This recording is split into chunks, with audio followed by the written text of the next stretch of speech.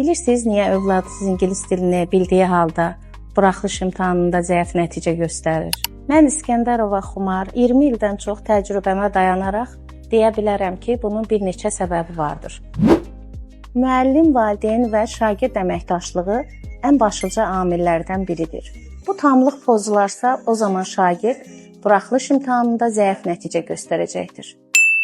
İkinci səbəb isə şagirdlərin nəzəri biliklərə yiyələnməsi, lakin onu praktikada tətbiq edə bilməməsidir. Üçüncü səbəb isə time managementdir, yəni vaxtın düzgün idarə olunmaması. Mənim dərslərimdə də fərq elə məhz burada başlayır.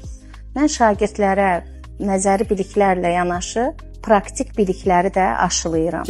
Əgər siz də övladınızın buraxılış imtahanından yüksək nəticə əldə etməsini istəyirsinizsə, o zaman mənimlə əlaqə saxlayın və dərslərimə qoşulun.